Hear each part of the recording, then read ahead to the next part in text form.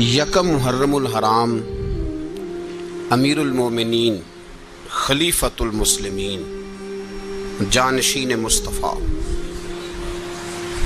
جبل استقامت اور رسول اللہ کے دین کا بہت بڑا سپاہی حضرت عمر فاروق رضی اللہ تعالی عنہ، جناب عمر کا نام صرف کام نہیں، حضرت عمر کا نام انقلاب برپا کر دیتا ہے۔ حضرت عمر کا نام کفر کے ایوانوں میں جبر، ظلم، شرک کی وادیوں میں جب حضرت عمر کا نام بھی لیا جائے تو بے ایمان کانپنا شروع ہو جاتے ہیں۔ حضرت عمر فاروق رضی اللہ تعالی عنہ، حضرت عمر معمولی شخص نہیں، معمولی آدمی نہیں۔ کچھ لوگ صدیوں کے بعد پیدا ہوتے ہیں اور کچھ لوگ ایسے ہوتے ہیں جو ایک ہی بار پیدا ہوتے ہیں، ان جیسا دوسرا پیدا ہوتا ہی نہیں، دوسرا ان طرح کا پیدا ہوتا ہی۔ حضرت عمر رضی اللہ تعالی عنہ جیسی شخصیات پیدا ہی نہیں ہوتی دوبارہ۔ سارے صحابہ در رسالت مآب پہ خود آئے۔ یہ وہ عظیم شخص ہے جسے اللہ کے محبوب نے اللہ سے مانگ کے لیا، کہا اے اللہ یہ مجھے دے دے، اللہ سے مانگ کے لیا ہے۔ اس لیے صوفیاء کہتے ہیں کچھ مرید ہوتے ہیں، کچھ مراد ہوتے ہیں، کچھ مرید ہوتے ہیں، کچھ مراد ہوتے ہیں۔ مرید وہ ہوتا ہے جو چل کے آتا ہے، آ کے مرید ہوتا ہے۔ مراد وہ ہوتا ہے جسے کہا جاتا ہے کہ یہ کبھی میرا بن جائے نا، یہ کبھی آ جائے نا، میرا بن جائے، اس کو مراد کہتے ہیں۔ حضرت عمر مصطفیٰ کریم کی مراد ہیں، حضور کی مراد ہے۔ اللہم اعز الاسلام بے اسلام عمر ابن خطاب، اے اللہ اسلام کو عزت دے دے، میرے عمر کو کلمہ پڑھنے کی توفیق عطا فرما دے۔ اور کیسے دعا مانگی؟ وہ یار حضرت عمر کی تو اس فضیلت کا کوئی جواب نہیں دے سکتا، میرے رسول پاک علیہ السلام سب کے لیے ہی دعا مانگتے ہیں نا، حضور کی دعا عام ہے، لیکن مصطفیٰ کریم نے کعبے کا غلاف تھام لیا اور غلاف کعبہ کو حضور نے سینے سے لپٹایا اور سینے سے چمٹا کے کہا اے اللہ میں نے تو کبھی سوال ہی زیادہ نہیں کیے، میں کرنے آیا ہوں، مجھے عمر دے دے، عمر دے دے۔ حضور نے مانگ کے لیا۔ اور پھر جب جس کو حضور مانگے اللہ سے کہ حضرت عمر رضی اللہ تعالیٰ عنہ کا آج یوم شہادت ہے، میرا تو دل کرتا تھا کہ فجر سے باتیں شروع ہوں اور سارا دن ہی عمر کی باتیں ہوتی رہیں، سارا دن جناب عمر کی باتیں، سارا دن، اس لیے کہ ذکر جناب عمر کا ہوگا پر راضی اللہ کے رسول ہوں گے صلی اللہ، تو جاگ کے بیٹھے، خوش ہو کے بیٹھے۔ ہمارے ہاں منایا ہی نہیں جاتا، بابے اللہ کیتا ساؤن بھادروں اسو کتا تے منڈے جنوری فروری، تو اسلامی سال بھی گیا اور وہ تاریخیں بھی ساری گئیں۔ یکم محرم امت مسلمہ کے لیے بہت بڑا دن ہے، بہت بڑا دن۔ یہ شہادت ہے حضرت عمر فاروق کی رضی اللہ تعالی عنہ۔ یہاں چھوٹی چھوٹی باتوں پہ گورنمنٹ چھٹی کرتی پھرتی ہے، چھوٹی چھوٹی باتوں، الیکشن ہو گیا تو چھٹی، فلاں جگہ پہ تھوڑا سا کسی نے خبر دے دی کہ کوئی پریشانی ہے تو چھٹی، فلاں جگہ یہ ہو گیا تو چھٹی، یہاں تک کہ فلاں وزیر صاحب فلاں علاقے میں آئیں گے تو سارے علاقے کو چھٹی۔ اور اب تو اس سے بڑا حال ہونے لگا ہے، اگر جن لوگوں کی سندھ میں حکومت ہے ان کے لیڈر کا دن آیا تو اس دن چھٹی، اور جن کی پنجاب میں حکومت ہے ان کا دن آیا تو چھٹی۔ ہمارا مطالبہ ہے حکومت پاکستان سے، اگر سر اٹھا کے جینا چاہتے ہو تو یکم محرم کو چھٹی کیا کرو، اگر سر اٹھا کے جینا چاہتے ہو تو یکم محرم کو چھٹی کرو جناب عمر کے دن، اور ملت کے جوانوں کو بتاؤ کہ اگر عزت کی زندگی جینا چاہتے ہو تو اس طرح جیو جس طرح فاروق اعظم جی کے گئے ہیں۔ عزت اور وقار کی زندگی، جمہوریت حضرت عمر سے سیکھنی پڑے گی، حکومت کرنے کے طریقے حضرت عمر سے، رعایا کو سیکھنا پڑے گا کہ امیر کس طرح بنایا جاتا ہے اور امیر کس طرح کے ہوتے ہیں۔ یہاں لوگ ہمیں یورپ کی مثالیں دیتے ہیں لوگ یہاں ہمیں آ کر کے امریکہ کی مثال، انہیں کیا پتا حکومت کیا ہوتی ہے؟ وہ کہتے ہیں جی وہ سائیکل پہ جاتا ہے ان کا حکمران۔ میں نے کہا وہ سائیکل پہ جاتا ہے؟ میرے عمر فاروق مدینے سے مکے گئے تھے تو پیدل ہی حج کرنے چلے گئے، پیدل ہی۔ اور جناب عمر فاروق رضی اللہ تعالیٰ عنہ عید کی نماز پڑھانے گئے، عید کی نماز عمر خطبہ عید دینے گئے۔ اور اس زمانے میں کون سا غریب ہے جو ننگے پاؤں جاتا ہو؟ کون سا غریب ہے جو مسجد ننگے پاؤں جاتا ہو؟ لوگوں نے تو 3 قسم کی چپلیں رکھی ہوئی ہیں، ایک مسجد جانے کی علیحدہ ہے، گھر پہننے کی علیحدہ ہے، شادی بیاہ پہ جانے کی چپل علیحدہ ہے۔ حضرت عمر فاروق رضی اللہ تعالیٰ عنہ نکلے عید کا خطبہ دینے کے لیے، تو بیوی سے کہنے لگے جوتا۔ اس نے کہا صاحب اتنی دفعہ ٹوٹا ہے اب گانٹھا نہیں جا سکتا، اتنی دفعہ ٹوٹا ہے کہ اب دوبارہ پیمند نہیں لگ سکتے۔ تو حضرت عمر کہنے لگے چل کوئی حرج نہیں ہے، بغیر جوتے کے ننگے پیر ہی چلتے ہیں، کوئی حرج نہیں۔ تو کہنے لگے لوگ کیا کہیں گے؟ فرمایا چپ کر، لوگ جس دن عمر نے یہ دیکھ لیا نا لوگ اس کے بارے میں کیا کہتے ہیں، اس دن عمر نہیں رہے گا۔ تو کہا پھر آپ کا نظریہ کیا ہے؟ فرمایا میرا نظریہ یہ ہے کہ رب رسول میرے بارے میں کیا کہتے ہیں، لوگوں کا کیا ہے؟ لوگ کل کسی کے بارے میں کچھ کہتے ہیں اور پرسوں کچھ کہتے ہیں، میرا نظریہ یہ ہے کہ رب رسول میرے بارے میں ننگے پیر عمر جا رہے ہیں۔ کون جی؟ میں بڑا ماڑا۔ اچھا جناب کیا غربت ہے؟ 10 قسم کے جوڑے لٹکے ہوئے ہیں کمرے میں، اور پہننے کی فرصت نہیں، سویرے کیا پہننا ہے شام کیا پہننا ہے، 15 سوٹ کٹھے استری ہو کے لانڈری والا بھیج رہا ہے، اور تو غریب ہے، تو بہت بڑا غریب ہے۔ اس لیے کہ غربت پیسوں کی وجہ سے نہیں ہوتی، غربت تو دل کی ہوتی ہے۔ تو واقعی بڑا غریب ہے اور تو غریب ہی رہے گا۔ امیر تو عمر فاروق تھے جو ننگے پاؤں چلے گئے عید کی نماز پڑھانے، تو رستے میں جو ملا کہنے لگا عمر جوتا تو پہن لو۔ فرمایا تمہیں عمر کا جوتا نہ پہننے کا نقص تو نظر آیا ہے، کوئی حرج نہیں، اگر عمر کو کبھی بتانا ہوا تو وہ والا نقص بتانا جو عمر کی سیرت میں پیدا ہو، کردار میں پیدا ہو، وہ والا نقص بتانا، یہ چھوڑو جوتے آتے جاتے رہتے۔ ننگے پاؤں گئے، پاؤں دھوئے، نماز پڑھائی، لوٹ آئے۔ او بھائی یہاں تو ہمارا بناؤ سنگار اترنا، جتنی توجہ کپڑوں کی طرف ہے اتنی توجہ کبھی ہماری علم کی طرف ہوتی نا، جتنا ذوق شوق ہمارا بناؤ سنگار کی جانب ہے، اتنا بناؤ سنگار کبھی ہمارا اخلاقیات کی جانب ہوتا تو معاملات بڑی حد تک سنورے ہوئے ہوتے۔ حضرت سیدنا فاروق اعظم رضی اللہ تعالی اپنی زندگی کو ترتیب دیا، ایک دن بھی خلافت نہیں مانگی اللہ سے۔ حضرت عوف بن مالک اشجعی ایک صحابی ہیں، حضرت عوف بن مالک رضی اللہ تعالیٰ عنہ فرماتے ہیں کہ جناب ابو بکر صدیق کا زمانہ تھا تو میں نے خواب دیکھا، میں نے خواب میں جناب عمر کو دیکھا، اور میں نے دیکھا کہ کوئی کہنے والا کہہ رہا ہے کہ عمر وہ ہے کہ اللہ کے رستے میں کوئی اسے جتنا مرضی برا بھلا کہے یہ پرواہ نہیں کرتا۔ کس کے رستے میں؟ بولے سارے۔ اس کا مطلب ہے اللہ کے رستے میں لوگ برا بھلا بھی، قرآن مجید نے کہا وَلَا يَخَافُونَ لَوْمَةَ لَائِمٍ، کچھ لوگ ایسے ہیں جو برا بھلا کہنے والوں کی پرواہ نہیں کرتے۔ آپ یقین کریں اگر پرواہ شروع ہو جائے نا تو دین کا کام ختم ہو جائے، نہ کوئی تقریر کرے، نہ کوئی تدریس کرے، نہ کوئی پیری مریدی کرے، ختم ہو جائے اگر باتوں کی پرواہ ہو۔ لیکن وہ پرواہ، حضرت عوف بن مالک اشجعی کہتے ہیں میں نے خواب میں دیکھا کہ عمر وہ ہے جو کسی کی پرواہ، اور دوسری بات میں نے یہ دیکھی کہ عمر خلیفہ بنے گا، اور تیسری بات میں نے خواب میں یہ دیکھی کہ عمر شہید بھی کیا جائے گا، عمر شہید بھی ہوگا۔ یہ میں نے 3 باتیں خواب میں دیکھی۔ فرماتے ہیں میں نے آ کے خواب حضرت ابو بکر صدیق کو سنائی، وہ خلیفہ تھے، وہ کہنے لگے ٹھہر جا میں عمر کو بلاتا ہوں، اس کے سامنے دوبارہ سنانا، اس کے سامنے۔ فرماتے ہیں میں نے بلایا حضرت عمر فاروق کو، آ کے بیٹھے، خواب شروع ہوا کہ ایک بات تو میں نے یہ دیکھی کہ آپ ملامت کرنے والے کی پرواہ نہیں کرتے، دوسرا آپ خلیفہ بنے گے۔ جناب عمر کہنے لگے چپ کر، ابو بکر کے سامنے ہی کہہ رہا ہے، چپ کر، خلیفہ کے سامنے ہی کہہ رہا ہے۔ تو حضرت ابو بکر صدیق کہنے لگے عمر اسے کہنے دو، مجھے لگتا ہے رب کی رضا یہی ہے کہ میرے بعد اگر مصطفیٰ کا منبر ملے تو عمر کو ملے، اسے کہنے دو۔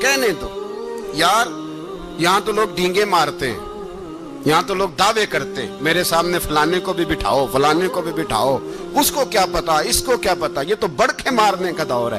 حضرت عمر رضی اللہ تعالیٰ عنہ کو تیسری بات کہی، حضرت عوف بن مالک نے کہا آپ شہید کیے جائیں گے، میں نے خواب دیکھی ہے۔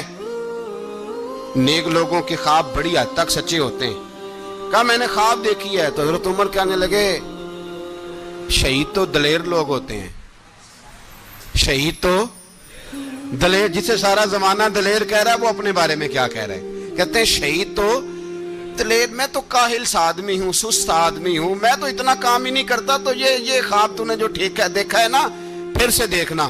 تو ابو بکر صدیق فرمانے لگے عاجزی نہ کر، انکساری نہ کر، تو جو کہہ رہا ہے ٹھیک کہہ رہا ہے، لیکن مجھے سن کے شکر بھی ہوا ہے اور افسوس بھی ہوا ہے۔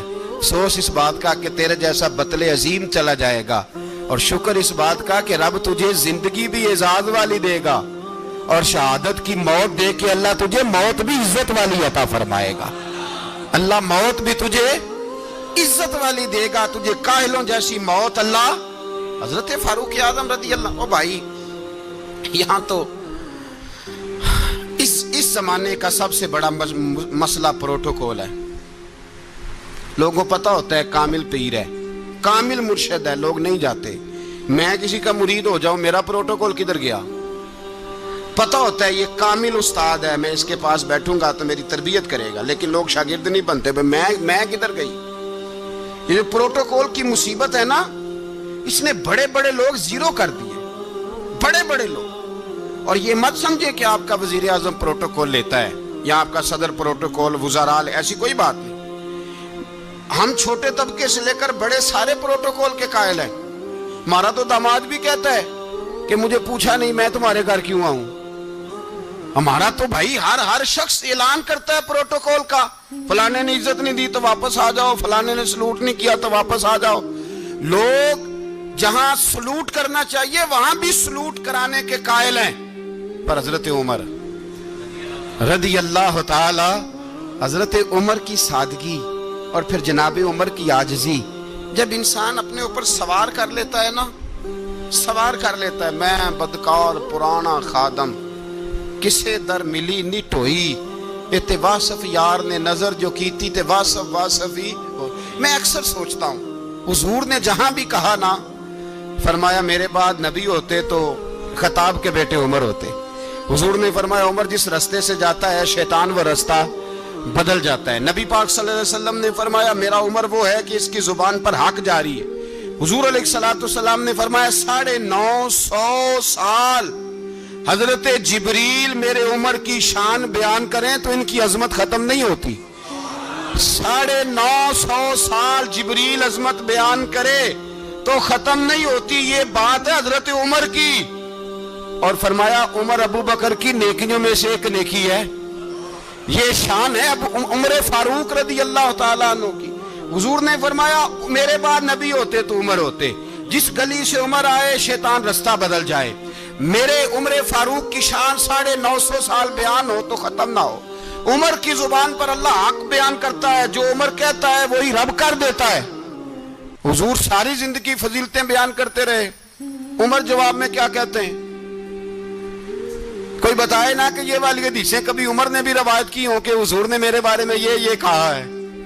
یہ روایتیں وہ روایت نہیں کرتے، ان سے جب لوگ کہتے عمر تیری بڑی بات ہے تو عمر رو پڑتے، کہتے میں تو اونٹ چرانے والے باپ کا بیٹا ہوں، میں تو اونٹ چرانے والے باپ کا بیٹا، اونٹ چرا۔ اس سے آگے عمر گئے ہی نہیں ساری زندگی، اس سے آگے لفظ ہی نہیں ادا کی۔ اور میں تو بھائی اونٹ چرانے والا، میرا باپ تو اونٹ چرایا کرتا تھا، 10 اونٹ تھے، میری ڈیوٹی ہوتی تھی، سنبھالے نہیں جاتے تھے، ابا ڈنڈوں سے مارتا تھا۔ ساری زندگی عمر حج کرنے گئے، ایک خشک تنا کھجور کا عمر فاروق رضی اللہ تعالیٰ عنہ نے اس کو اپنے کلاوے میں لیا، رونے لگے۔ لوگوں نے کہا عمر کیا ہوا؟ فرمانے لگے یہاں میں اونٹ چرایا کرتا تھا، یہاں میں اونٹ چراتا تھا، 10 اونٹ سنبھالے نہیں جاتے تھے۔ دیکھو رسول اللہ کی شان، آج ساری امت چلانے کا طریقہ عطا فرما دیا ہے، ساری نظریے سے پیار۔ یار پیسہ کس کو برا لگتا ہے؟ آپ جس آدمی کی 50 کروڑ کی پراپرٹی ہے اس کو پوچھیں سب سے غریب، آپ کو وہی نظر آئے گا۔ وہ کہے گا میں ٹائٹ ہوں. حالات بڑے میں کئی باری پوچھے انہوں نے، میں کہتا ترجمہ بھی 10 چھڑو کی ہمیں تو سمجھ نہیں آتی. اور ٹائٹ حالات کون سے ہوتے ہیں جی؟ جس آدمی کا کروڑوں میں کاروبار ہے نا، اس کو آپ چھیڑے وہ رونے لگ جائے گا. رونے تو کئی میں نے ایسے دیکھے ہیں، کرائے کا مکان ہے، ان سے پوچھے صاحب کیا حال ہے، تو کہتے ہیں جتنی اللہ نے شان والی زندگی ہمیں عطا کی ہے کسی کو نہیں دی ہوئی. اس کا مطلب ہے خوشی بھی یہی ہے اور غم بھی یہی. اندر سے خوشی ہے، اندر سے ہی. تو نے اگر راضی رہنا ہے تو ادھر سے رہنا ہے، ناراض رہنا ہے تو بس اپنے آپ کو خوش رکھے گا تو ہو جائے گا. سارے صحابہ مل کے آئے، کہنے لگے عمر فاروق سے کہنا ہے نبی پاک کے زمانے میں تو ظاہراً غربت تھی، ابو بکر کے دور میں بھی غربت تھی، اب تو بڑا مال ہے. عمر سے سفارش کرو کہ عمر نیا کرتا پہنا کرے. ملکوں کے سفیر آتے، عمر وہی پھٹی پرانی چادر اوڑھ کے اور وہی کئی جگہ پہ پیوند لگے سوٹ پہن کے سفیروں کے سامنے بیٹھ جاتا ہے. عمر کو مشورہ دو، طے ہو گئی بات. سب نے جب مشورہ دے لیا تو سارے کہنے لگے یہ بتاؤ شیر کی مونچھ کو ہاتھ کون لگائے گا؟ کہنا کس نے ہے؟ بندہ بھی تو ڈھونڈو نا. نے کہا جناب میرا یہ خیال ہے کہ مولا علی شیر خدا کہیں گے، کیونکہ جس شخص کی عمر کو سب سے زیادہ حیا کرتے دیکھا وہ شیر خدا مولا علی ہے رضی اللہ تعالی. علی کہیں گے اس لیے کہ جناب علی تو کئی دفعہ جب گفتگو کرتے تھے تو حضرت عمر چپ کر جاتے تھے اور فرماتے تھے علی نہ ہوتا تو میں ہلاک ہو جاتا. تو کہا علی سے کہو. جناب علی شیر خدا کو بلایا، کس کام کے لیے جی؟ اللہ اکبر. یہ ذرا اپنے اس دور پہ اس بات کو ذرا لاکا جناب ان سے کہیں کہ زیادہ نہیں، ایک کرتا نیا پہن لے. سفیر آتے ہیں، وزیر آتے ہیں تو ایک کرتا نیا پہن لے. حضرت علی کو بلایا، آپ فرمانے لگے کوئی اور بات ہوتی تو میں کہہ دیتا، یہ والی میں نہیں کہہ سکتا. کوئی اور ہوتی تو میں عمر کو کئی دفعہ کہہ دیتا ہوں، جلال میں بھی تو سن، یہ والی میں نہیں کہہ سکتا. میں تمہیں ایک مشورہ دیتا ہوں. کہا وہ کیا؟ کہنے لگے سیدہ عائشہ صدیقہ سے کہو، وہ مومنوں کی ماں ہیں، عمر ٹالے گا نہیں. اماں جی سے جا کے کہا اماں جی نیا کرتا عمر سے کہیں پہن لیں. وزیر آتے ہیں، بڑے بڑے لوگ، تو چلو کوئی عرض نہیں. اماں جی نے کہا اچھا کوئی بات نہیں میں بلا لیتی ہوں. جناب عائشہ نے پیغام بھیجا. جب خادم نے کہا نا مصطفیٰ کے گھر سے پیغام آیا ہے، تو 20 لوگ بیٹھے تھے. عمر کانپتے ہوئے اٹھے، کانپتے دوڑے. حضرت عائشہ پردے میں تھی تو فرماتی ہیں عمر اتحیات کی حالت میں بیٹھ گئے. کہا اماں جی دیر تو نہیں ہو گئی مجھے آنے میں؟ کہا نہیں ٹائم پہ آ گئے ہو. کس لیے بلایا تھا؟ کہا عمر دیکھو غربت کے معاملات اور ہوتے ہیں، جب اللہ آسانی دے تو کوئی چیز استعمال کرنا حرام نہیں ہوتی، اگر حرام ہے تو بتاؤ. کہا نہیں اماں جی حلال ہی ہے. تو فرمایا پھر اتنے سفیر آتے ہیں، مشیر آتے ہیں، اب تو مال غنیمت بڑا آتا ہے، ڈھیر لگ جاتے ہیں مسجد میں، تو چل ایک نیا کرتا تم بھی پہن لیا کرو. اور آپ نیا کرتا پہنو گے تو دھاک بیٹھے گی غیروں پر. تو صحابہ کا مشورہ ہے کہ آپ نیا لباس پہنے. اماں جی کہتی ہے میں نے حکم دیا تو عمر چپ کر گئے، گردن جھک گئی. تھوڑی دیر کے بعد سیدنا عمر فاروق نے سر اٹھایا تو داڑھی پہ آنسو گر رہے تھے، رو پڑے. کہنے لگے پاک محبوب کی پاک بیوی جیسے حکم کرتی ہو میں حاضر ہوں، پر مجھے وہ والا لباس پہنانا جو میرے مصطفیٰ نے پسند فرمایا ہے. اگر یہ رنگ رسول پاک کا ہے تو میں حاضر ہوں، اور اگر نبی پاک کا نہیں تو پھر جیسے آپ حکم کریں. جناب عائشہ کہتے ہیں عمر روئے تو میں زیادہ روئی، میرا پلو بھیگ گیا آنسوؤں سے. میں نے کہا عمر آپ جائیے. عمر یوں نکلے تو جو صحابہ کھڑے تھے وہ کونے میں تھے، سارے آ گئے. کہا اماں جی کیا بنا؟ فرمایا بھائی تم سب جو باتیں کہتے ہو وہ اپنی جگہ ٹھیک ہیں، پر عمر جو بات کرتا ہے وہ سب سے زیادہ ٹھیک ہے. عمر جس پہلو پر بات کرتا ہے وہ یار ایسی عاجزی، ایسا رنگ، ایسا انداز، ایسا طرز حیات، ایسی زندگی. اولاد کے معاملے میں لوگ بزدل ہو جاتے ہیں، بزدل. پر حضرت عمر کا بیٹا مصر گیا، وہاں سے کمائی کر کے لایا، تجارت کرنے گیا، لاکھوں کا مال. کون سا باپ ہے دنیا میں جس کا بیٹا باہر سے پیسے لے کے آئے تو ابا تفصیل پوچھے کہ بیٹا کہاں سے کمائے، کہاں سے لایا، کتنے ملے، کیوں آئے؟ کون سا باپ تفصیل پوچھتا ہے؟ ابا تو کہتا لا صحیح. اور तारीफें करता है, मेरा बेटा बड़ी कमाई करता है। कभी पूछा है उससे कि ड्यूटी सही देता है कि नहीं? कभी पूछा है कि तू ईमानदारी की रोजी लाता है कि हराम की कमाता है? ये बाप की जिम्मेदारी है, ये अम्मा की जिम्मेदारी है। फिर कहता है बीमारी कैसे आ गई, परेशानी कैसे आ गई? तूने कभी सवाल किया अपनी औलाद से? हजरत उमर फारूक रजी अल्लाह ताला अन्हु का बेटा मिस्र से पैसे कमा के लाया तो जनाब उमर ने बुलाया, फरमाया बेटे इतनी तो तेरे पास राशि ही नहीं थी, थोड़े से तो तू पैसे लेके गया था, इतनी कमाई कैसे हो गई? इतने तो पैसे नहीं थे साहब, कहां से कमाई लाए? उसने कहा अब्बा जी वो जो मेरे चचा है ना मिस्र के गवर्नर, आपके दोस्त, उन्होंने मेरी मदद की है। फरमाया जितने लोग गए थे सबकी की है मदद उसने? कहा नहीं सिर्फ मेरी की। फरमाया तेरी क्यों की? तेरी क्यों की? कहा हुजूर आपके दोस्त हैं। फरमाया चुप कर, हुजूर उन्होंने मुझे इतने पैसे दिए, मैंने कारोबार में डाले तो नफा आया तो मैं उनकी रकम दे के। फरमाया खामोश हो जा, बाकी जितने लोग गए थे सबकी मदद की उसने? कहा नहीं हुजूर सिर्फ मेरी की। फरमाया उसने तेरी मदद नहीं की, उसने खलीफा के बेटे की मदद की, इसलिए कि वो खलीफा को अपने हक में नरम कर सके। फरमाया आधा माल तेरा है, आधा माले गनीमत का है, माले खजाना का है, मुसलमानों का है, इसलिए कि तू जो वहां से माल कमा के लाया है वो अपने बाप के खलीफा होने की वजह से कमा के लाया है, लिहाजा रख इधर। यहां कहते हैं किधर से आया, कैसे आया, कौन सा हिसाब दें, क्या करें? ओ भाई हजरत उमर रज़ी अल्लाह ताला अन्हु का अपनी औलाद के बारे में ये रंग है। एक जंग से ना खुशबू आई, खुशबू बड़ी महंगी होती थी, अरब में खुशबू आज भी बड़ी महंगी है, वो ज्यादा इस्तेमाल करते हैं। मेरी बातों की समझ आ रही है मेरे भाइयों? बड़ी महंगी खुशबू थी। जब वो खुशबू आई तो हजरत उमर ने कहा, घर में पहले पहुंची हजरत उमर के, चूंकि ज्यादा औरतें इस्तेमाल करती थी घर के अंदर खुशबू, मर्द भी लगाते थे। हजरत उमर ने अपनी बीवी से कहा, आपकी ज़ौजा जो थी वो बड़ी खुशबू को पसंद करती थी। हजरत उमर ने अपनी ज़ौजा से कहा कि खुशबू लाओ, मैंने एक औरत की ड्यूटी लगाई है, वो खुशबू तोल तोल के ना तो हिस्सा बराबर सहाबा में बांट देगी। तो आपकी ज़ौजा कहने लगी किसी बीबी की ड्यूटी लगाने की क्या जरूरत थी, मैं जो मौजूद थी मैं बांट देती हूं तोल के हिस्सा बराबर। आपने फरमाया नहीं तू रहने दे, तो फलानी बीबी बांटेगी। कहा हुजूर मैंने भी बांटनी है, मेरे पे कुछ हक है?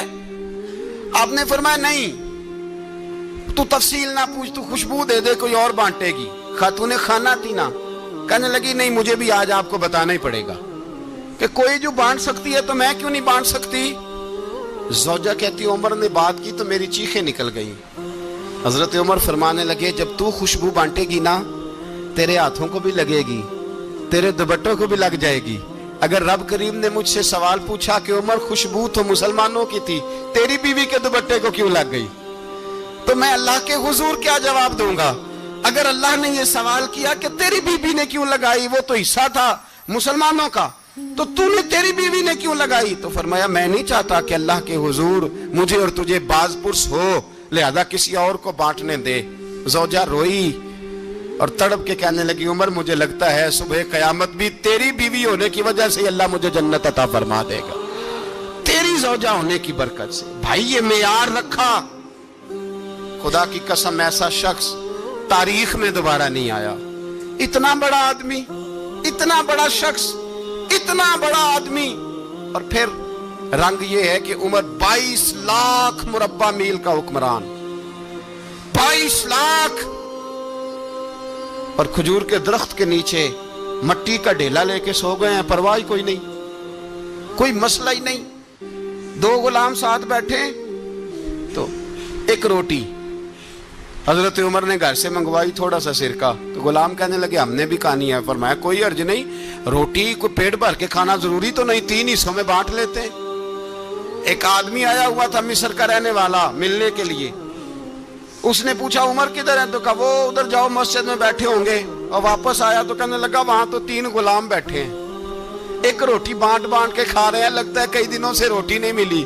कहा 3 गुलाम तो कोई नहीं, वहां 2 ही थे, तीसरे तो अमीरुल मोमिनीन थे। उसने कहा नहीं नहीं 3 गुलाम हैं, कपड़े भी एक तरह के पहने हुए, बल्कि 2 के तो फिर सही हैं, तीसरे के तो ज्यादा माड़े हैं, कपड़े भी एक तरह के, کھانا پینا بھی ایک طرح کا اور ان کا نشست برخاست بھی ایک طرح کی ہے، لہذا کوئی فرق نہیں۔ حضرت ابو ہریرہ کہتے ہیں میں لے کے آیا اور جناب عمر کو جب میں نے کچی زمین میں تامت سمیٹ بیٹھے دیکھا تو میں رو پڑا۔ میں نے اس مصر سے آنے والے کو کہا تو اس کے جلوے دیکھ، اگر اس کی ذات میں اتنا حسن ہے تو محمد عربی کا مقام کیا ہوگا؟ یہ مقام غور ہے، مقام غور۔ 10 محرم کو لوگ دیگے پکائیں گے نا؟ نہیں پکانی ہے؟ کوئی بول دے نہیں، ہاں نہ نہیں کر دے، پروگرام بدلیا تو نہیں دی عید کی کہ وہ ایک کام شروع ہویا ہے لاسٹ ایٹ ہونے والا، کیوں جی؟ پکنی ہے نا دیکھیں 10 محرم کو انشاءاللہ تعالی، ہم بھی پکائیں گے انشاءاللہ، یہاں بھی پروگرام ہوگا۔ تو 10 محرم کو جو دیگ پکنی ہے تو ایسا نہیں ہو سکتا کہ 1 محرم کو حضرت عمر کے نام کی بھی کوئی پک جائے۔ اگر امام حسن حسین کے نام کی دیگیں پکے تو جو امام حسن حسین کے سے پیار کرنے والے ہیں، جو امام حسن حسین سے ہم لوگوں نے بھی عجیب رٹا اپنایا ہے نا، ہم لوگ بات کا ایک پہلو دیکھتے ہیں دوسرا نہیں دیکھتے۔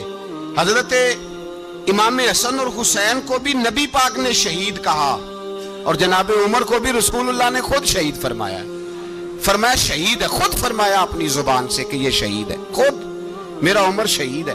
تو ان کے نام کی دیگ نہیں پکنی چاہیے، اس طرف نہیں ہماری توجہ ہونی چاہیے۔ اور اہل بیت نبو، یہ بات میں پہلے بھی کرتا ہوں آج پھر کرنا ضروری سمجھتا ہوں، اہل بیت کا پیار سن لو کان کھول کے، اہل بیت کا پیار اگر ہمیں کسی نے سکھایا ہے تو سیدنا عمر فاروق نے سکھایا ہے۔ اہل بیت نبوت کی محبت اگر کسی نے سکھائی ہے تو کس نے سکھائی ہے؟ بول کے بتائیے، حضرت عمر نے۔ اہل بیت کا پیار ہمیں حضرت عمر نے بول کر کے سکھایا ہے۔ بھائی یاد رکھیں، کسی کی طاقت نہیں تھی دم مارنے کی حضرت عمر کے سامنے، طاقت ہی نہیں تھی۔ کیسر و کسرا کانپ جاتے تھے، جرأت ہی نہیں کرتے تھے حضرت۔ اور ہمارے تو تعلقات بڑے ہیں نا غیروں سے۔ حضرت ابو موسیٰ اشعری رضی اللہ تعالیٰ عنہ فرماتے ہیں میرا منشی عیسائی تھا، وہ کاتب کہتے تھے وہ لوگ، میرا حساب کتاب عیسائی تھا۔ تو فرماتے ہیں ایک دن میں نے وہ سارا حساب کتاب لین دین کے حضرت عمر کو دکھائے تو فرمانے لگے جس نے لکھے ہیں اس کو بلاؤ۔ کہنے لگے ضرور مسجد نہیں آ سکتا۔ کیوں نہیں آ سکتا؟ کہنے لگے وہ عیسائی ہے۔ کہتے ہیں حضرت عمر جلال میں آ گئے۔ آپ فرمانے لگے جنہیں رب دور کرتا ہے تم کیوں قریب کرتے ہو؟ جنہیں اللہ دور کرتا ہے، فرمایا تم غیروں کو اگر عہدے دو گے تو اپنوں کا کیا بنے گا؟ اگر تم غیروں کو عہدے دو گے تو اپنوں کا۔ یہ سوچ ہے جو آج برما کے مسلمانوں کے لیے بھی ضروری ہے۔ کہا اگر تم غیروں کو عہدے دو گے تو اپنوں کا۔ ہم نے غیروں کو عہدے دیے تو دیکھا نا اپنے کس طرح کاٹے جا رہے ہیں۔ غیروں کو جو عہدے دے دیے یارانے سارے غیروں سے، روز دعویٰ ہوتا ہے چین ہمارا سجن ہے، چین ہمارا دوست ہے۔ او بھائی دوست ہے تو اس سے کہو نا کہ برما تو تمہاری ایک چھوٹی سی ریاست ہے، چین کے بغیر تو وہ سانس بھی نہیں لے سکتا، اس کو کہو نا اس حکومت پہ دباؤ ڈالے۔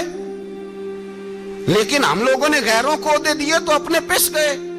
حضرت عمر کہتے تھے ذمی کا ہم ادب کریں گے، ذمی کافر کا ہم، ایسا کافر جو مسلمان ریاست کو قبول کرے، بدامنی نہ پھیلائے۔ ایک آدمی کو آپ نے دیکھا آنکھوں سے نابینا ہے اور بھیک مانگ رہا ہے، تو حضرت عمر کو نظر آ گیا، فرمایا کون ہو؟ اس نے کہا میں یہودی ہوں۔ فرمایا بھیک کیوں مانگتے ہو؟ کہا جب تک تندرست تھا مسلمانوں کو جزیہ دیتا تھا، بوڑھا ہو گیا ہوں کیا کروں؟ حضرت عمر نے گھوڑے کی پشت پہ بٹھایا، کافر کو گھوڑے کی پشت پہ بٹھایا اور بٹھا کے مدینے لائے۔ حضرت علی شیر خدا وزیر خزانہ تھے، فرمایا علی اس کا وظیفہ جاری کرو۔ کہا یہ کون ہے؟ فرمایا یہ یہودی ہے لیکن یہ ہمیں جزیہ دیتا رہا، بوڑھا ہو گیا بیچارہ، بھیک مانگنے پہ مجبور ہے، ہماری حکومت کے اندر رہتا ہے، اس کا پورا وظیفہ جتنا خرچہ اتنا وظیفہ لگاؤ۔ حضرت علی کہتے ہیں میں وظیفہ لگا رہا تھا اور وہ میرے نبی کا کلمہ پڑھ رہا تھا، وہ رسول اللہ کا کلمہ پڑھ رہا تھا۔ یہ مزاج، یہ نہیں کہ کافر۔ حضرت عمر نے گورنروں کو خط لکھے تھے کہ زبردستی کسی کو مسلمان نہیں کرنا، جہاں ان کی عبادت گاہیں بنی ہو گرانی نہیں، کوئی مندر کوئی گرجا ضائع نہیں کرنا۔ اسلام سب کو جینے کا موقع دیتا ہے، پر بے ایمانو ظالموں بدذاتوں تمہیں یہ کہتا ہے کہ ہم تمہیں جینے کا موقع دیتے، تم بھی مسلمانوں کو جینے کا موقع دو۔ یہ جہاں بستے ہیں جہاں رہتے ہیں انہیں وہاں جینے کا موقع دو، انہیں بھی اللہ اکبر کہنے کا موقع دو، انہیں بھی قرآن پڑھنے کا موقع دو، انہیں بھی رسول اللہ پر درود پڑھنے کا موقع دو۔ ہمارے ملک میں عیسائی اپنی مرضی سے کھلے عام تبلیغ کرتے ہیں. یہاں تو چینل چلائے ہیں عیسائیوں نے. کسی مذہبی جماعت نے کبھی جلوس نکالا ہے کہ عیسائیوں کا چینل بند کرو؟ بولے نکلا ہے کہ نہیں نکلا؟ کتنے ظلم کی بات ہے. ہم جب غیر کو اتنا تحفظ دیتے ہیں، اتنا تحفظ دیتے ہیں. ہم نے دیکھا ہے، مجھے 20 لوگوں نے عید پہ ٹیلی فون کیے کہ عیسائیوں کو قربانی کا گوشت دے لیں. مجبور ہیں جی، دروازے پہ آ گئے ہیں، ہمارے کام کاج کرتے ہیں. 20 لوگ، عام آدمی کے دل میں ان کا اتنا جذبہ ہے. وہ مسائل کا بیان کرنا ایک علیحدہ بات، لیکن ہمارے دل کافر کے حق میں بھی نرم ہو جاتے ہیں. تم کس قدر زیادہ بے ایمان ہو اور کفر کس قدر زیادہ ذلیل ہو گیا ہے کہ مسلمان کے حق میں نرم ہوتا ہی نہیں. اور اس سے بڑے ذلیل وہ ہیں جو ان ذلیلوں کے سپورٹر ہیں. وہ کسی عرب ملک کے حکمران ہو یا کسی اور جگہ کے، وہ بڑے ذلیل ہیں جو ان ذلیلوں کے سپورٹر ہیں، جو برما کی بچیوں کے قتل پر اپنی حکومتیں چمکا رہے ہیں. انہیں شرم نہیں آتی. اس قدر مسلمان تڑپا ہے، لیکن ان بے غیرتوں کو ذرا ہوش نہیں آئی. اور یہ ان کے کماش، ان کے دلال جو ہر جگہ ان کی سپورٹ کر کے اپنی حکومتیں قائم کرتے ہیں، بے ایمانوں کو پتہ نہیں کہ کب ان پر اللہ کا عذاب اترے گا اور کس طرح ان کے پرخشے اڑیں گے. تمہیں اپنی ذلت اور رسوائی نظر نہیں آ رہی کہ زمین کس طرح تمہارے لیے تنگ ہو گئی ہے؟ اس سے زیادہ اور تمہاری رسوائی کیا ہوگی؟ ڈرو اللہ سے. اور یہ تو دنیا کا عذاب ہے. ان بطش ربک لشدید. میرا رب کہتا ہے قیامت تو قائم ہونے دے. جتنا سخت تیرے رب کی پکڑ ہے اتنی کسی دوسرے کی ہو سکتی. یاد رکھیں اور تھوڑا احتیاط کریں. ہم سب لوگ بھی، جو ہم لوگ آدھی زبان بول کے بھی ان کی سپورٹ کرتے ہیں، اب شرم آنی چاہیے ہمیں ان حکومتوں کی سپورٹ کرتے جو مسلمانوں کی لاشوں کے اوپر حکومتیں قائم کرتے ہیں. شرم آنی چاہیے. بہرحال بات دور نکل جائے گی اور میں اپنے مضمون پہ رہتا ہوں. اہل بیت کا پیار اگر سکھایا ہے تو جناب عمر نے سکھایا ہے رضی اللہ تعالی عنہ. امام حسن ملنے، آپ یقین کریں میں جب اس واقعہ کو پڑھتا ہوں تو میرا دل جھوم جاتا ہے. میں کہتا ہوں یار ڈاٹا ہونا اپنی جگہ پہ، عشق ہونا اپنی جگہ پہ، انسان کا باوقار ہونا اپنی جگہ. جہاں کھڑے ہونا تھا وہاں یہ کھڑے ہوتے تھے، اور جہاں جھکنا تھا وہاں یہ. ان لوگوں میں اقبال نے کہا تھا تیری نگاہ ناز سے دونوں مراد پا گئے. عقل غیاب و جستجو، عشق حضور و اضطراب. جہاں اگر آیا ہے سامنے کیسر و کسرا تو عمر جیسا دلیر کوئی نہیں. اگر سامنے آیا ایران کا بادشاہ تو عمر جیسا تگڑا کوئی نہیں. اگر آیا ہے سامنے غسان کا بادشاہ تو عمر جیسا عادل کوئی نہیں. لیکن اگر علی کا بیٹا آیا ہے، اگر فاطمہ کے لال پارے آئے ہیں تو پھر فاروق اعظم سے جیسا محب کوئی نہیں، پھر ان سے جیسا پیار کرنے والا کوئی نہیں. اندر بیٹھے ہیں جناب عمر، اندر تنہائی میں کچھ وزیروں سے گفتگو ہو رہی ہے، میٹنگیں جاری ہیں. آپ کے بیٹے ملنے آئے جناب عبداللہ ابن عمر. ابا جی ملنا ہے. بات ٹھہرو، بات کر رہا ہوں، کوئی نہ اندر آئے. صاحبزادہ باہر کھڑا ہے. تھوڑی دیر گزری تو امام حسن بھی آ گئے. کون آئے؟ آپ کو جو ملے گا امام صاحب کا نام لینے سے، وہ سردار ہیں جنتیوں. کون آئے؟ سارے بولیے. امام حسن. تیری نسل پاک میں ہے بچہ بچہ نور کا، تو ہے نے نور تیرا سب کرانا. امام حسن آئے تو حضرت عبداللہ ابن عمر کو دروازے پہ کھڑے دیکھا. کہا امیر المومنین کہاں ہیں؟ کہنے لگے حضرت عمر کے بیٹے. کہنے لگے وہ اندر بیٹھے، کچھ میٹنگ ہو رہی ہے اور انہوں نے کہا کوئی اندر نہ آئے، لیکن آپ جانا چاہیں تو چلے جائیں. آپ جانا چاہیں تو، تیری نسل پاک میں ہے بچہ بچہ نور، آپ جانا چاہیں تو چلے جائیں. تو انہوں نے کہا جب آپ باہر کھڑے ہیں تو مجھے کوئی اتنا ضروری کام نہیں، اور ابھی زور کی نماز تھوڑی دیر میں ہوگی، میں مسجد میں مل لوں گا امیر المومنین سے. یہ بات کہہ کے امام حسن چلے گئے. یار اتنی بڑی بات نہیں تھی، اتنی بڑی بات نہیں تھی. وہ میرے استادوں کا بیٹا بھی آئے تو کہا ٹھیک ہے جی وہ سوئے ہوئے ہیں، کوئی غرض نہیں یار میں ٹھہر کے آ جاؤں گا. کوئی بڑی بات نہیں تھی، دیکھا جائے تو بڑی بات نہیں تھی، پر بات بہت بڑی تھی اس لیے کہ یہ خالی حسن نہیں، یہ حسن ابن علی ہے، یہ حضرت فاطمہ کے لخت جگر. حضرت عمر باہر نکلے. عبداللہ ابن عمر سے پوچھا کوئی آیا تو نہیں؟ تو کہا حضور امام حسن آئے تھے. تو کہا پھر شہزادے کو اندر کیوں نہیں بھیجا؟ کہا میں نے کہا تھا. وہ کہنے لگے اگر امیر المومنین مصروف ہیں تو میں ظہر میں مل لوں گا. حضرت عمر رونے لگے. فرمایا بیٹے تو نے اچھا نہیں کیا. پھر مسجد نہیں گئے، सीधे इमाम हसन के दरवाजे दस्तक दी। इमाम हसन बाहर आए, कहा शहजादे आए थे तो मिले क्यों नहीं? तो इमाम हसन कहने लगे हुजूर आपका अपना बेटा दरवाजे पे खड़ा था, आपका अपना बेटा दरवाजे पे खड़ा था, और मना भी किया था आपने तो मैं जोर में मिल लेता। हजरत इमाम हसन फरमाते जोशे जज्बात में जनाबे उमर ने सर से पगड़ी उतार दी, जोशे जज्बात में कहने लगे हसन मेरे बेटे का और आपका क्या मुकाबला? क्या उसकी माँ का नाम फातिमा ज़हरा है? क्या उसकी नानी का नाम खतीजतुल कुबरा है? क्या उसके नाने का नाम मोहम्मद मुस्तफा है? आपका और उसका क्या मुकाबला? फिर रो पड़े और कहने लगे बेटे मैं मक्के के सहराओं में ऊंट चराया करता था, ये जो मेरे सर पर इज्जत के बाल हैं ये तेरे नाने के उगाए हुए, मैं मक्के के खबरदार शहजादे खबरदार। ओ भाई अहले बैत नबुव्वत के अदब का रंग अगर सिखाया है तो सैयदना उमर ने सिखाया है। हजरत उमर फारूक अथॉरिटी है, इस्लाम की अथॉरिटी। यकम मुहर्रम हजरत उमर की शहादत है। यहूदी बोल उठा, काफिर बोल उठा। अगर 6 महीने उमर दुनिया में और रहते तो दुनिया में कोई काफिर मौजूद न होता। 6 महीने। और जब इस बतले जलील का जनाजा उठा, अल्लाह बुखारी पढ़िए ना, अल्लाह मरजुकना शहादतन फी सबीलिक, अल्लाह बिस्तरे की मौत ना देना, शहादत की देना। उमर शहीद हुए, मस्जिद नबी में नमाज पढ़ाते। और जब जनाजा उठा तो मदीने का फिर पीछे जो दलेर बचे वो मौला अली थे। मौला अली जनाब उमर का जनाजा उठा तो सबसे पहली हाय जो निकली वो हजरत अली की जुबान से निकली। और हजरत अली की सारी दाढ़ी आंसुओं से भर गई। लोगों ने कहा कि अली क्या हुआ? फरमाने लगे तुम देख नहीं रहे जनाजा किसका उठा है? पलट के देखो तो सही, तुम्हें पता नहीं है कौन गया है? हुजूर क्या हुआ? आप फरमाने लगे उमर इस तरह के काम करके गया है, अब इनके रस्तों पे कौन चलेगा? कौन इसके जिगर राहे वफा में? मैं नक्श ऐसे छोड़ आया हूँ, मैं जिस मंजिल से गुजरा हूँ वो अब तक याद करती है। हजरत अली हजरत उमर के जनाजे पे खड़े होकर कहते हैं अल्लाह मुझे उस तरह के अमल करने की तौफीक दे जिस तरह के उमर करके गया।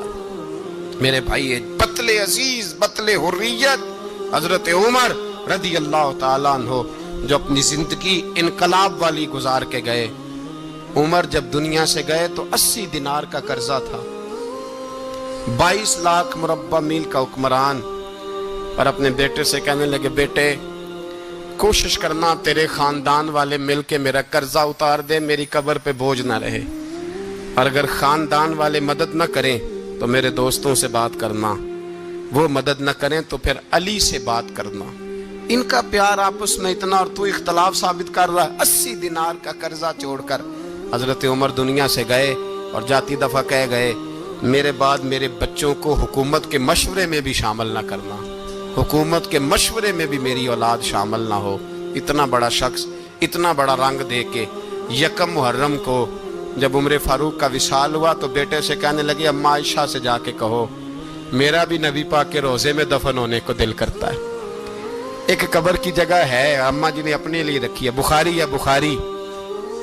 हजरत आयशा के पास साहबजादे गए, कहने लगे अम्मा जी उमर को जख्म लग गया है, हालत बड़ी परेशानी वाली है। वो कहते हैं अगर अम्मा इजाज़त दे। सैयद आयशा रो पड़ी, फरमाने लगी को अपनी कब्र की जगह तो नहीं ना किसी को देता। पर उमर ने कमाल ही बड़ा किया, उसे कहो जाओ गुंबद खजरा में कयामत तक जो मुस्तफ़ा पे और अबू बकर पे सलाम पड़ेगा वो तुझ पे भी सलाम पढ़ के जाएगा। जाओ मैंने जगह दी।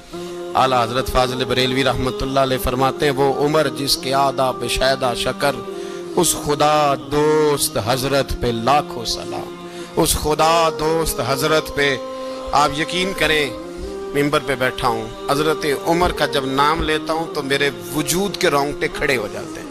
हजरत उमर की जिंदगी जब पढ़ता हूँ तो लगता है खुदाया ऐसे शख्स भी दुनिया में आए, ऐसे लोग भी दुनिया में होकर गुजरे, ऐसा शख्स भी आया जिसने दुनिया सारी इस्लाम की गर्विदा कर दी। और वक्त आया तो चरवाहों से माफियां मांग मांग के कहा कि देखना उमर के बारे में दिल में बात कोई ना रखना।